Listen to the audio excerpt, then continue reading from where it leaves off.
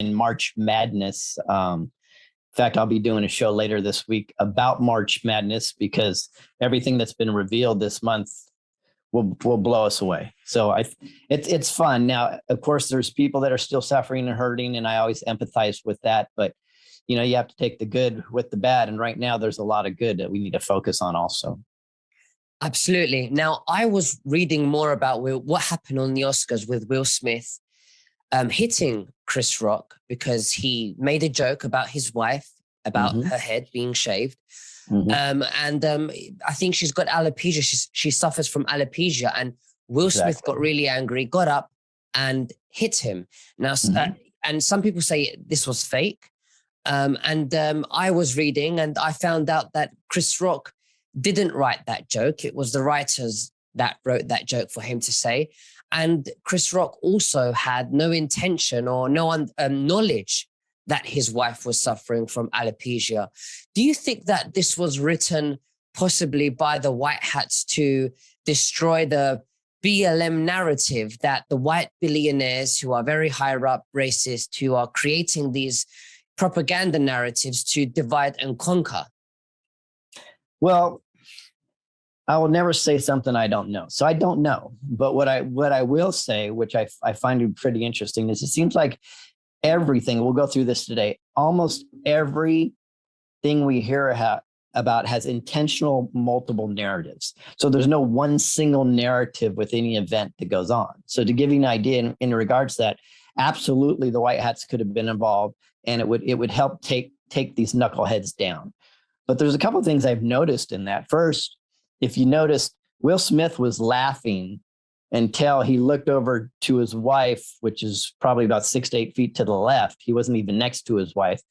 And she had like a scowl on her face. Now, I don't know. Maybe the person next to Will Smith was his controller for all I know, his handler. But what I do know is I actually wanted to be a stage actor a long time ago and then a director of films later on. So I was actually in school for acting at one time. And I can tell you, I learned how to do stage combat and stage slapping. And whether Chris Rock, by the way, I'm not even quite sure that was Chris Rock. That dude looked completely different from the Chris Rock that I've seen before. But let's assume what we see is going on. So there could be the white hat narrative, but you know what? The narrative that's very, very obvious to me is they want to deflect from everything that's going on. And we're going to talk about everything going on now because it's looking really bad for the deep state. And as I mentioned in our last video, the deep state takedown is absolutely in progress. And it's very clear. So that's a great diversion tactic of theirs. But let's go back to the slap itself. So what I did notice is I noticed that even though Chris Rock said he wasn't expecting it, he leaned into it. By the way, that's what you're supposed to do in a stage slap. You're supposed to lean into it so you have more movement to move back and away, right? It actually prevents you from getting harmed. When you're fully extended and you can't move at all, that's when people get hurt. So you're supposed to be leaned in like that. I also noticed the stance of Will Smith. And then I noticed when his hand slap, the way you're supposed to do it is your hand's supposed to be back at an angle like this. And that's exactly what he did. So it wasn't a full force.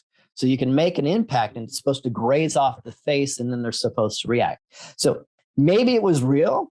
And maybe these guys are so versed in this fake slapping BS, but that was a stage slap.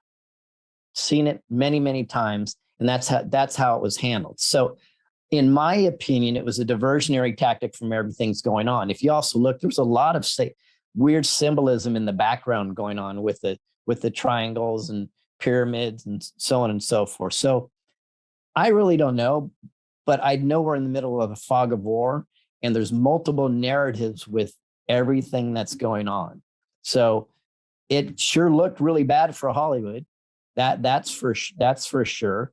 The fact that no security guard would have apprehended him or nobody would have tried to arrest him or even fine him or even a police officer talk to him makes an indication that somebody would have told the cops that were there that may have wanted to intervene later that, oh no, it's just for fun. It's just the stage slap. It's part of the show. So to me, it was definitely calculated. That's my opinion. Either that or he's just a nut job that overreacts. I mean, unless they were used, like the writers did make that joke. So Chris Rock could say it, Will Smith can lose his temper. So it was real, but it was planned, Or maybe half planned. Maybe Chris Rock didn't know and Will Smith knew about the whole thing. Maybe so. Maybe it was completely planned. But going back to what you were saying about laughing, Will Smith laughing, he seems to me that he's got that type of character or personality that when he gets angry in public, he would start laughing from his nerves. Because some people they try to mask their anger by laughing. And then he just exploded, walked up and just hit him. What do you think about that? Yeah, I think if it's real, that's viable. I just don't know that it was real. The other thing was that all of the, I think the US and, other countries, they edited that part out. And the only country, as far as I read, was Australia that aired the whole thing. What do you think about that? Well, that's normal, isn't it? Well, if it's staged, you would just allow it to just, be shown, right? What do you think? I don't know. But the thing though is when I say stage, I don't believe that it doesn't matter. The cameramen and some of the directors and producers may not even be involved in this, right? And the cabal is so disjointed right now, in my opinion, they are grasping at straws. So it could be a white hat one to make them look just worse and worse, which is fantastic, but it sure diverted away really well from the narrative that Grassley in Congress just exposed the Hunter Biden laptop live. So nobody was talking about that, right? Nobody was talking about Hillary Clinton being sued by Donald Trump, and there's a RICO portion in that too. So I don't know. I really don't know. I can tell you though, it sure worked as a fantastic diversion for the stuff we really need to focus on. And these people are actors. So definitely, they're working on the dark side or for the white hats. Or it could be real. We have no idea. Now, I want to get into the RICO Act. And before we start discussing what the RICO Act is, being used for and how it's going to be used against the deep state, let's just talk about what was the RICO law created for initially, and why would a person use the RICO law for? And then we can go into how it's being used. All right. So I actually have that definition right here. So thanks for asking that. So here's a definition of the RICO law. It says racketeer, influenced, and corporate organization. So racketeer is the R, influence is the I, corporate is the C, and O equals organization. It's very important that they have that in there. It's Racketeer, Influence, and Corporate Organizations Act. And the RICO is a U.S. federal statute which provides criminal penalties and civil action for any act performed as a part of an ongoing criminal organization. The act also provides certain provisions which enables private parties also to sue. And this is going to be really huge because of what I'm going to bring up in a second.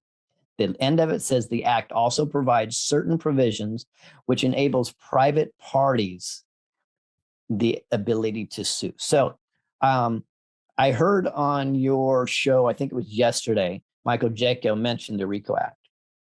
And it sparked me because then I recalled a couple of things. I did a film called Mike Lindell, The Mother of All Lawsuits. And it got removed from YouTube immediately. I think actually the same day. It went up on another channel and got removed. I got taken off of Twitter because of it. Everything you can. So they didn't want it. And all it really was is there's an 82-page lawsuit that he sent to, we'll say, voter software companies. Okay. And it's a multi-billion-dollar lawsuit where he's going after them. Now, what's very interesting, so I ended up moving that over to, I think, Rumble, and there's only 122 views. That's crazy because I'd get, of one video, I got upwards of 500,000 views. So for some reason, Nobody wanted to pay attention to this. I don't even know if it was suppressed on Rumble, but it's a very, very, very interesting video because I broke down this lawsuit. So what happened is when Michael said that yesterday, it sparked me. I go, wow, I remember Lindell talked about RICO inside that lawsuit. And this is why it's very, very important, because if we go back historically, New York City, and I'm not to offend anybody that's listening to this, it was an absolute crap hole before Giuliani took over. Now, remember, Giuliani is demonized now as a conspiracy theorist, right? But he was lauded as the best mayor that New York ever saw previously. So why is that interesting? Because one of the reasons why he was considered the best, a lot of people think it was because the way he handled that, the 9/11. I'm not going to go into what my feelings on that are right now. A lot of people think that, but if you look historically, he was considered the best mayor ever before that. And the reason why is because he used the RICO Act to just absolutely decimate the mob, the mafia, the Italian mobsters.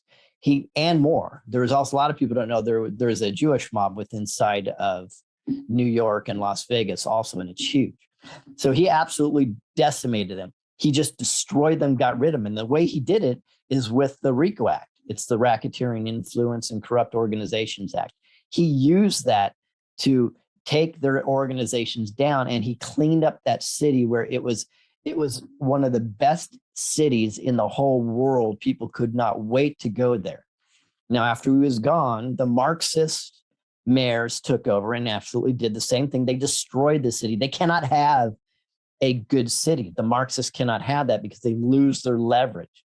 They have to have. So if you look at all the horrible cities around the United States with all the corruption and all the crime, they're all Marxist cities. They need that in order to stay in power. And it sounds counterintuitive, but that's what they need in order to hold power. So Giuliani did this. Now, how does Giuliani come into play in this? So in my video, I mentioned that the RICO Act was mentioned several times, but here's what's interesting. The word RICO inside Mike Lindell's lawsuit, and by the way, you can find that video on Rumble. By the way, if you're on here on YouTube, please subscribe to my YouTube channel because I got kicked off and Veniamin's wonderful enough to have this on YouTube. So just jump over there and subscribe. So listen to this one. This is really interesting. Inside that 82-page document, the word RICO is listed 18 times. 18 times. 4 times that the word is listed by itself, the name RICO, because he's actually using that to destroy the corruption, to take down the cabal. So he's going after these baddies, these ne'er-do-well evildoers. He's using the RICO Act, which is phenomenal. Now, why is that important? Because that's one way we can get in. And plus, as it said at the bottom of this definition I read, it says the act also provides certain provisions which enables private parties also to sue. So that's what he's doing. It's very, very powerful. That's still ongoing. And as we know, they're starting to drop their lawsuits against Giuliani and against Lindell. So the traction, the momentum is on the Lindell side right now. But here's what's interesting. I believe that the white hats use multiple messaging all the time. And I think it's very, very interesting. So remember I mentioned that was listed 18 times within that document, the word RICO, R-I-C-O. Only 4 of them were by itself. 14 times in that lawsuit was listed the word Maricopa. Now, in the middle of Maricopa are the letters R-I-C-O. So we need to focus and pay attention to RICO. I think we need to start digging everything up about RICO, the word RICO we can. Another word that was mentioned inside the lawsuit, and I don't think it's an accident, is Puerto Rico, R-I-C-O. Mm-hmm. Why would that be relevant? Well, if we remember, there's two places where we heard about voting machines being burned down. I believe one was Venezuela and destroyed, and another one was Puerto Rico. Interesting. And we know what we've heard about that election, and that election being taken over. There's one left. So that equals 17. The 18th time it was mentioned was by a name of a gentleman called Frederico, R-I-C-O, Arnault. He is the main, I believe, software engineer for a certain company that does these voting machines. So I think it's phenomenal, and it literally gives me chills when I was reading through this. RICO means a lot more than we think it does. So if we start digging just the word RICO, I think we're going to find it's the actual RICO law, it's Maricopa County, it's Puerto Rico, and it's this guy, Frederico. I bet you we're going to find out that he holds the keys. Maybe it'll be some testimony he has, but RICO is the way to go. And it blows me away how that one little 4-letter word is going to become so powerful. In my opinion, that's what it looks like from my reveals. So let's talk about how it's being used against the deep state, like, Hillary Clinton, against Hillary Clinton. Yeah. So we know what her bad deeds are. So within the RICO Act, it provides criminal penalties for even civil actions, but we know what her actions are criminal. So the key is, even if in some of the things she's done, she may have passed the statute of limitations, right? I need to look into this more, but it looks like if you put it under the RICO Act, there are some statutes that can just be completely erased because it's considered corruption. And that is good, because if she thinks she's going to hide, she can't, because we both know that Trump included that word, RICO, in his lawsuit against her. So this is a massive tool for us to start taking it down. It's going to go over to Hunter next, and then I think that word is going to follow over to the Biden administration. So whether we think these people have been taken out already, everything's done, at least in the public eye, I believe this is the direction we're going, and the RICO Act is going to play a huge part across the board. By the way, this includes the mainstream media also, because it's corruption, and it's organizing corruption, and this is what they've done across the board. Absolutely. Now, one way to determine how long something can take, because we don't like to predict, we don't have dates, it just all goes down to, whenever the job is done. Okay. So one of the ways is to look at history and go back. So for example, when Rudy Giuliani decided that he was going to use the RICO Act to clean up New York, do you know or remember or have any knowledge as to how long it took him to clean New York? Sure. It's a good point. I don't know, but I knew it didn't take that long. It was a couple of years. But I also do know one thing. There's a lot more obstruction now from the mainstream media and the court systems than there was then. Because the way he first did it is he took down, say, a low-level mob boss, right? So it didn't get much attention. And then another, and then he had momentum by then, and then he had what's probably most important in our judicial system, and I do not agree with it, but most important in our judicial system is precedence. Because what happens is, in the United States, judges I believe, are lazy, and they don't have much courage. So if they're going to rule a certain direction that they think is controversial, they love to have what's called precedence. So that means somebody or a judge already ruled on a similar case, and then they could literally point at that case and say, well, we're using that precedence. So don't look at me. I'm not the bad guy. He already did it, right? So they used precedence in that, which made everything roll a lot quicker. Now, the good news is they can do the same thing with here. They only need one RICO case to go through, and they win it. And then they could use that one as precedence also. Mhm. I want to also just touch on the climate stuff. Okay, I don't want to say hoax because with that word together, because Right. YouTube might flag that up. But with that situation, I saw Trump was discussing the climate situation, bringing attention, and what he did, he done a very strategic marketing strategy when he was talking about it. And he said the F word. And he knows that if he swears at that time, it's going to bring more viewers at that point of topic, which is going to spread more awareness about that. What do you think about all of that? I don't have much to say because you're 100% right. That's exactly what that's what he did. He drew attention to that issue. But you know what's interesting, Nick? That guess what? That RICO that I'm talking about is like a massive umbrella. Even the weather people, let's call it that have been selling this hoax to us for so long, that's corruption. And because they're lying to us, it can be proved that they're lying to us. That can fall under the RICO Act also. So these are big deals, and you're absolutely right. He's a lot more calculated than anybody give him credit for. So he's way ahead of us. So really, the deep state is terrified by this RICO Act. There's nothing they can do. It's the one. All they can do is have their media puppets, right, come after you. So as soon as somebody would even mention that they're going to go in that direction, so all they're going to do is try to smear their character and take them down. Great example. Just this week, Giuliani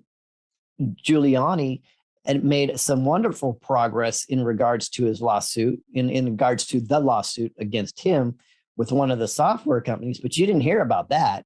What you heard about is one of his associates, I don't know if he was indicted, but one of his associates, I believe, are being held accountable for some type of corruption or whatever. And that's what the media focused on. So if anybody wants to say that the white hats have already won and they're completely in control, I don't buy that narrative. I buy the fact that they clearly are winning and they're in control of a lot. But this is a process. And I love to tell people to say, be patient and understand the process, but they shoot right back at me. Well, I lost my job and I'm not going to be able to eat next week and so on and so forth. But yeah, you know what? It's horrible. I get it. But there's a lot of pain that we're going to have to go through to fix this. This is not a 4-year war. This is a multi-millennial war that's been going on for a long, long time. Lewis, for 2 years, a lot of people in this community have been waiting for the EBS, the Emergency Broadcast System, which is where all of our devices, including televisions and phones, will be completely frozen, blackout, and we would see the testimonies, all of us live 8 hours a day, and the public will know the truth, which will be a very big reveal and a very big shock. But you're saying that that's not the case, and they've got another tactic towards that. Do you want to explain to us why you think that? Sure. First, if I remember correctly, in the drops, let's call them, the emergency broadcast system was mentioned one time, I believe. And right after that, if I remember correctly, it was in parentheses EMS, not EBS, which means emergency management system. Again, I go to that. So if you go through the drops and do a search and pull up EMS, there's a multitude of things that you can find. So to me, that could be another code for what they meant in regards to the reveals, just like RICO can be used in a multifaceted way. But that being said, I believe, and I've been saying this for a year, and a year ago, people just said, I'm wacky. Now they're saying, oh, you may have something there. So it is what it is. You know what I mean? We're always proven right or proven wrong. So I've been saying forever, I believe we're going to go through a bottom-up reveal process. And then if there's an EBS, we're going to get to that. And I wrote some notes here, but let me tell you what I believe that bottom-up reveal process looked like. the originators of the reveal, and it could go back farther than this, but let's look, they could have been like a David Icke and a Bill Cooper, right? And it kind of moved to a Carrie Cassidy and then a Janet Osbar, and then people like Nicholas Alver and Michael Jaco, myself, and so on and so forth. So it's moving from a certain realm to different truthers, right? Not to discount Carrie Cassidy and David Icke because they're still doing a great job. But my point is, so it's getting more mainstream as it goes. And I think this is on purpose. And then it goes, as I predicted, it would go to the local news media. It's exactly what's going on. This is why I was screaming at the top of my lungs, truckers, go to your local state capitals and city and so on and so forth, because you're going to get local news media attention, because the national news media is never going to give you any attention. They didn't do it, still love them, still support them. But I just think that was a miscalculation. Anyways, but the local news media has been revealing like crazy. If people would just do a little research, you're going to find. Now, it may not be your local news media, but certainly is happening all over, even in Los Angeles. So that's crazy. And then the next level, which I predicted, could look like more of the controlled opposition people. So that would be, say, an Alex Jones, a Joe Rogan. It's up in the air whether Candace Owens is controlled op, but those are the type of people. I said, that's going to be your next type of reveal. That's what's going on. And then the next type would be the people that were on mainstream media that got pushed out of mainstream media. I forgot what her name is, but there's a one from CBS that does a phenomenal job. Moss?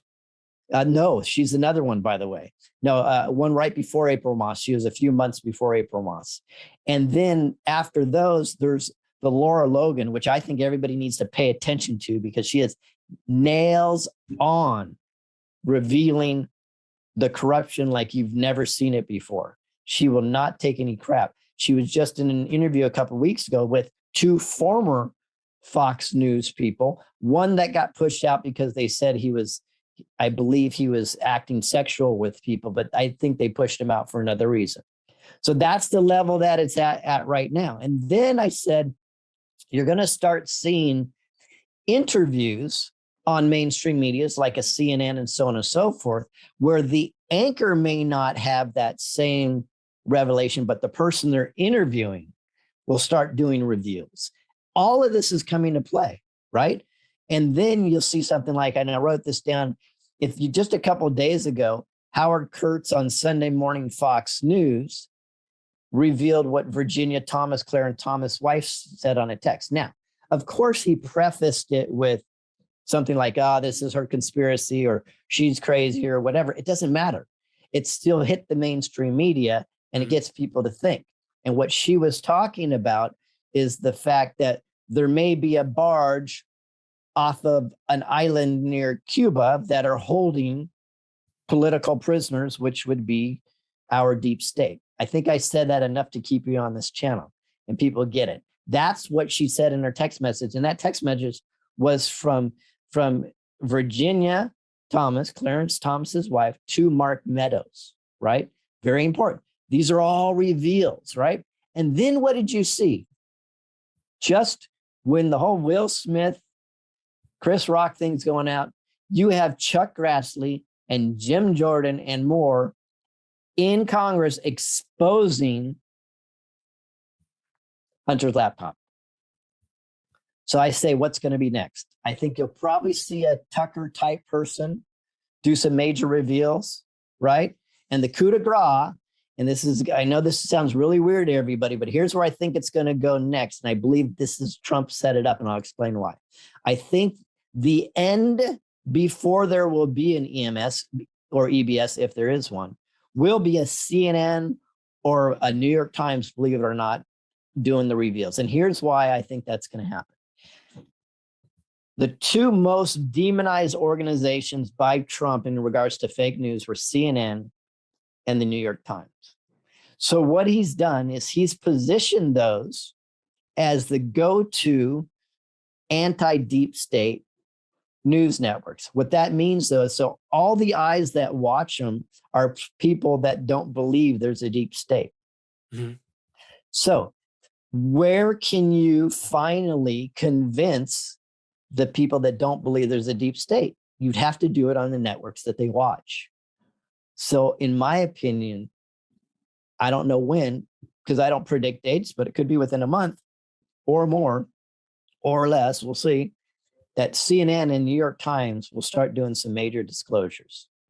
And I say if, there is going to be an EBS, it would follow that, because now what we've done is we've acclimated the public to this whole process. If we would have launched the EBS, right, before Trump was ejected out of office falsely, right, it would have just been anarchy.